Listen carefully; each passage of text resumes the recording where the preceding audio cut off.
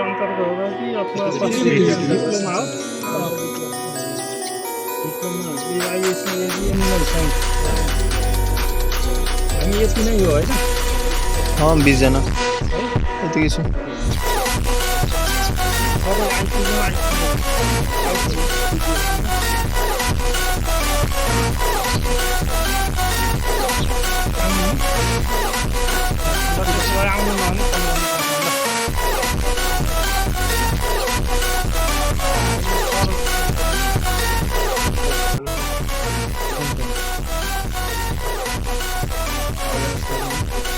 हजुरले घुमाउनुहुन्छ हामी सबै विद्यार्थी होइन यहाँ सबैजनालाई नमस्कार नमस्कार मेरो नाम चाहिँ अर्जुन भण्डारी मेरो घर चाहिँ दिल्ली म राष्ट्रिय पशुपालन कार्यालयमा कार्यरत छु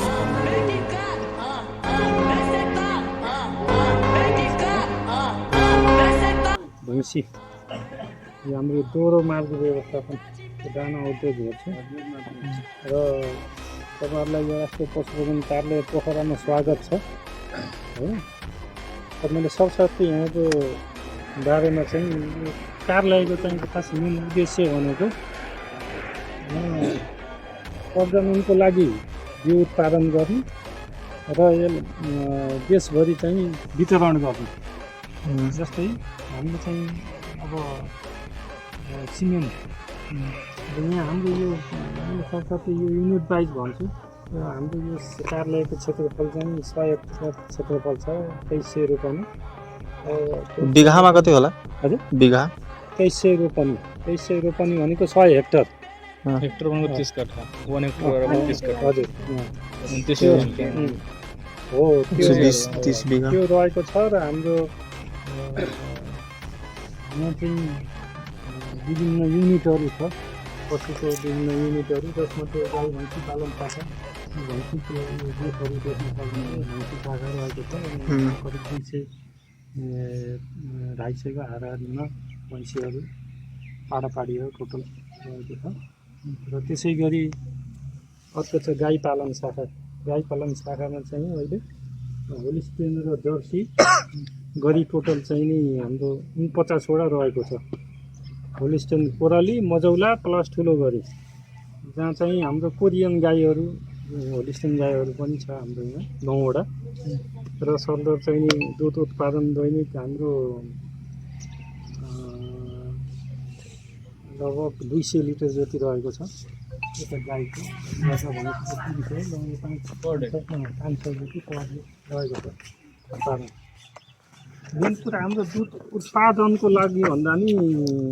हामी चाहिँ न्युक्लियस हड भनेको रिसर्च मेन कुरा हामीले यो न्युक्लियस हड भन्छौँ नि हामीले न्युक्लियस हड भनेको चाहिँ उच्च प्रजनन भएका पशुहरूको चाहिँ क्रस ब्रिडिङ गर्ने र त्यसलाई बिउको लागि वितरण गर्ने मेन कुरा त्यो न्युक्लियस हड भन्ने छ नि त्यसको चाहिँ नि परिभाषा त्यो हो त्यहाँ चाहिँ कस्तो हुन्छ उन्नत जातको पनि हुने भयो स्थानीय जातको लोप उन्नत जातका पनि हुने भयो होइन त्यो खालले न्युक्लियस हड भनेको नि तपाईँले क्लियर हुनु पऱ्यो र त्यसै गरी अर्को भेडा पालन शाखा रहेको छ हाम्रो भेडामा भेडा र अनि बाख्रा छ भेडाकोमा चाहिँ कागे जातको भेडा जुन मध्य पहाडमा होइन यो लोप हुँदै गएको भेडा हो कागे जातको भेडा यसलाई यहाँ संरक्षणको लागि राखिएको छ है तपाईँले पढ्नुभयो होला इन्स्टिट्युट कन्जर्भेसन भनेर होइन एक्सिट्युट भनेर होइन हो त्यो अन्तर्गत जस्तै यो लुप हुँदै गयो यसलाई चाहिँ संरक्षणको लागि राख्नु पर्यो भनेर बिउको लागि यो संरक्षणको लागि राखिएको छ र अर्को चाहिँ बोयर बाख्रा पनि छ हाम्रो यो बोयर बाख्राको चाहिँ अब 73-74 सालदेखि न्युक्लियस हट स्थापना गरेको हो किनकि बोयरको चाहिँ माग देशमा बढी हुँदै गयो होइन किसानहरूमा अलि यसको माग अलि अत्यधिक वृद्धि हुँदै गएर किसानहरूलाई यो चाहिँ अलिकति महँगो पर्ने बाहिरबाट होइन बाहिरबाट यसको बोका ल्याउँदाखेरि महँगो पर्ने भएर यसलाई चाहिँ हामीले नै व्यवस्थापना गरेर बिउको लागि हामी यहाँबाट चाहिँ किसानलाई हाम्रै चाहिँ सरकारी दर रेटमै वितरण गर्ने गरी त्यो चाहिँ न्युक्लियसबाट स्थापना गरेको हो र अहिले चाहिँ हाम्रो वर्षेनी चाहिँ यो निवेदन आउँछ माग अनुसार अनि हामीले त्यो पालो आउँछ पालो आइसके त्यो अनुसार वितरण गर्छौँ वितरण भइराखेको छ होइन त्यसै गरी हाम्रो यो बङ्गुर पालन शाखा छ बङ्गुरमा चाहिँ 42 बिरुको यो चाहे मेन चाहिँ नि त्यो जातको चाहिँ बङ्गुरहरू छ हामीसँग त्यसै गरी कुखुरा पालन शाखामा चाहिँ हाम्रो कुखुरा चाहिँ अस्ट्रेलोप र न्युएम्सायर ब्ल्याक अस्ट्रेलोप र न्युएम्सायर होइन बुझ्नुहुन्छ ब्ल्याक अस्ट्रेलोप न्युएम्सायर यो चाहिँ ब्रिड छ स्पेसिस अन्डा र मासु दुईटैको लागि पर्फेक्ट ड्युल पर्पज भन्छ नि हो ड्युल पर्पज अन्डा र मासु उत्पादनको लागि यो प्रख्यात यो लोकल टेस्ट पनि हुने भएको भएर यसको चाहिँ हामीले यहाँ चल्ला उत्पादन गरेर चल्ला वितरण गर्छौँ एक दिने चल्ला त्यो चल्ला चाहिँ वितरण हामी चाहिँ के गर्छौँ वितरण गर्छौँ र लोकल अन्डा चाहिँ उत्पादन गरेर के गर्छ किसानहरूले आफ्नो आत्मनिर्भर गर्ने र यो लोकल टेस्टको लागि राम्रो हुन्छ भने यसको चाहिँ कुखुरा पालन चाहिँ त्यो जातको रहेको छ र त्यसै गरी हाम्रो अब चरन तथा घाँसे बाली शाखा हुन्छ त्यो चरन तथा घाँसे बाली शाखाले के हो भने त्यहाँ चाहिँ घाँस उत्पादन गर्ने र प्रत्येक युनिटमा चाहिँ घाँस पठाउने होइन यो विभिन्न जातको घाँसहरू हाम्रो सिजन अनुसारको घाँसहरू लगाउने गरिन्छ अहिले पनि हाम्रो बसिन्छ घाँसहरू उम्रिया छ यहाँ होइन अब यो विन्टर ग्रासहरू होइन अनि तपाईँको बहुवर्षे लहरे होइन लेगुम ग्रास भन्छ होइन पेरिनियल एनुअल होइन नन लेगुम भन्छ नि यो पढेको छ हो यो चाहिँ मिक्स घाँसहरू रहेको छ र चाहिँ त्यहाँबाट चाहिँ उत्पादन गरेर यहाँ चाहिँ हामीले प्रत्येक युनिटमा चाहिँ त्यो घाँसहरू ल्याउने खुवाउने गरिन्छ र त्यसै गरी हाम्रो अर्को चाहिँ मेन साइलेज उत्पादन हुने साइलेज भन्नुभएको छ नि होइन साइलेज हो हाम्रो साइलेज चाहिँ नि अब हाम्रो लगभग अहिले 60 टन जति छ होला 10 टन जति भनेको अब 10,000 केजी यो बनेको साइलेजको पिट हो यो यसलाई चाहिँ के भन्छ यसलाई कुन साइलेज भन्छ होइन बङ्कर होइन बङ्कर खाल्डोमा छ त्यो माथि होइन त्यहाँ चाहिँ पानी नजाओस् यसलाई चाहिँ संरक्षण गरेर यसलाई सिन्की घाँस पनि भन्छ होइन सिन्की घाँस गुन्द्रुक घाँस भन्छ नि पहाडतिर सिन्की भन्छ तराईतिर के भन्छ गुन्द्रुक हो गुन्द्रुक सुकाएर गुन्द्रुक हो सुक्नु चाहिँ घाँस रहेको छ र यसलाई संरक्षण गरेर हामीले अब पुस माघमा अब जाडोको समयमा घाँस कम नभएको त्यसलाई चाहिँ खुवाउने गरिन्छ र यसबाट बढी चाहिँ दुध उत्पादन हुन्छ है पसिलो घाम छ यो होइन खाना पनि मिठो हुन्छ खाना पनि मिठो हुन्छ जसरी गुन्द्रुक हामीले खान्छौँ त्यसै टाइपको हो यो त्यो रहेको छ र हाम्रो अर्को रहेको छ तरल नाइट्रोजन तथा जमेको बिरुवा शाखा भनेको हाम्रो तल चाहिँ यहाँबाट तल सिमेन्ट चाहिँ उत्पादन हुन्छ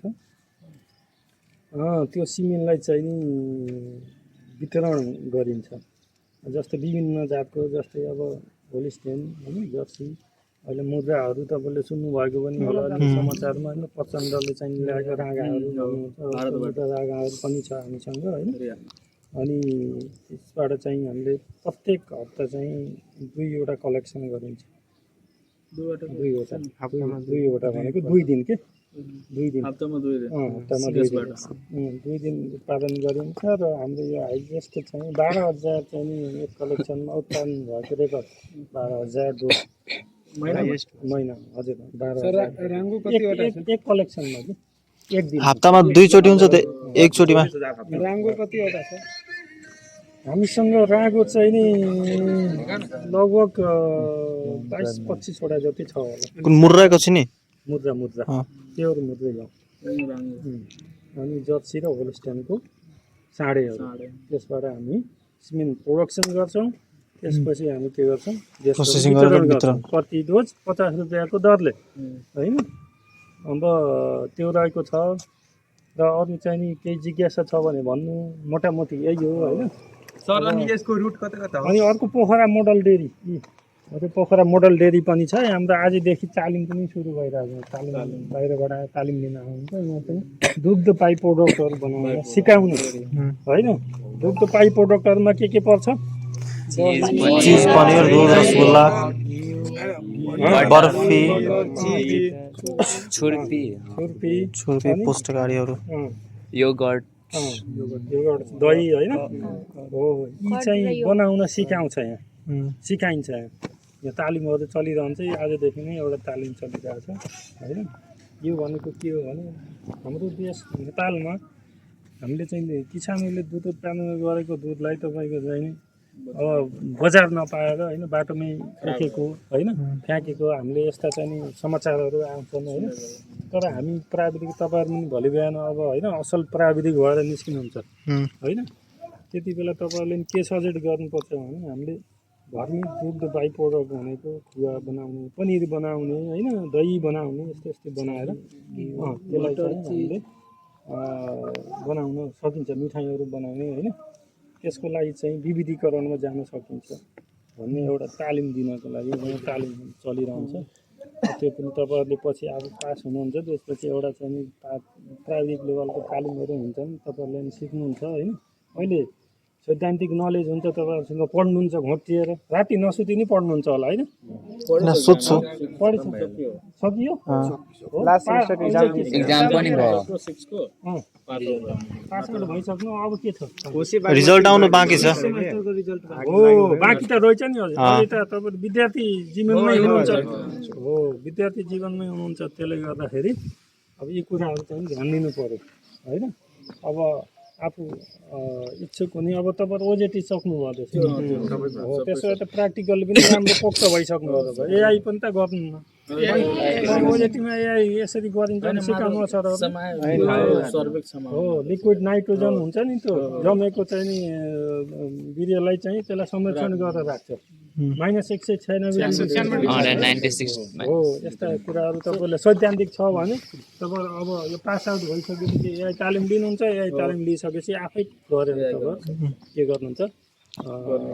तपाईँहरू अब किसानलाई सेवा दिन सुरु गर्नुहुन्छ किसानलाई सेवा दिन त आजैबाट सुरु गर्नुहुन्छ कसैले सोध्नु भने है यसरी गर्नु पर्यो भनेर अहिले हल्का हल्का औषधिहरू गरिरहेको छ किसानसँग कहिले झर्किन हुन्न फेरि किसानसँग झर्कियो भने राम्रो हुन्न अब हामी किसानसँग हजुर नमस्तेहरू कसरी राम्रो गुड इन्फर्मेसन लिन सकिन्छ है कसरी हामीले राम्ररी डायग्नोज गर्नु होइन किसानले कहिले काहीँ थाहा हुन्न जस्तै एआई चाहिँ नि अब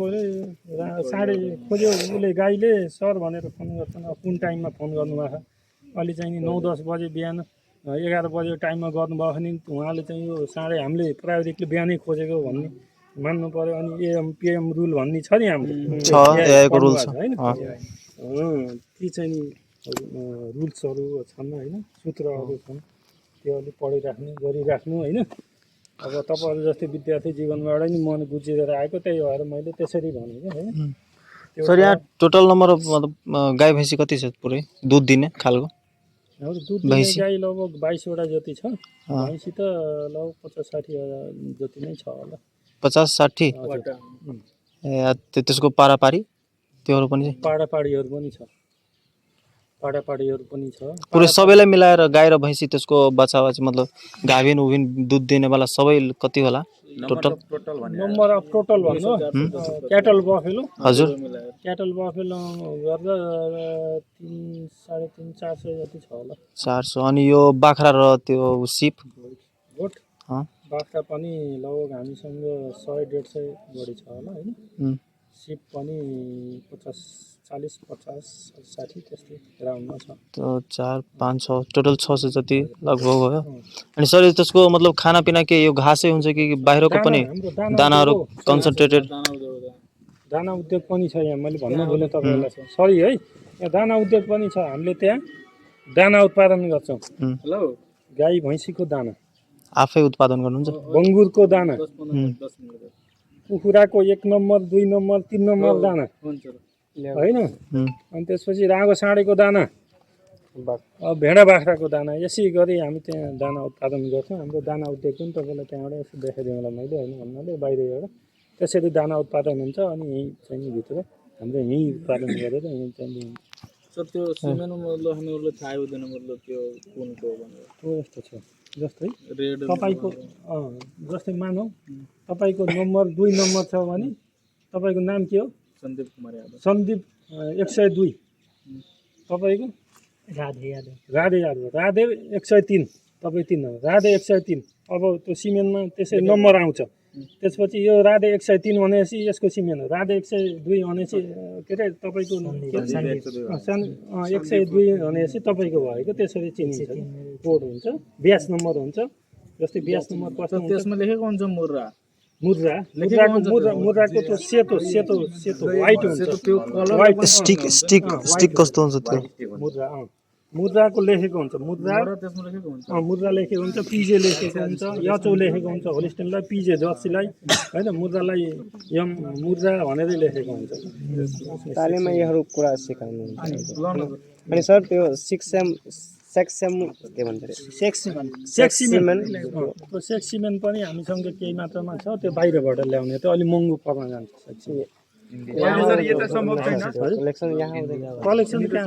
इन्डियाबाट इन्डिया सेक्सिमेन्ट इन्डिया। त्यसको रिजल्टमा के कस्तो छ सर सम्भावना? 90% कतिको रेस्टमा हाम्रो उसमा जान्छ। यो TRS भन्ने छ हाम्रो। अनि सर यो घाँस टोटल कति मतलब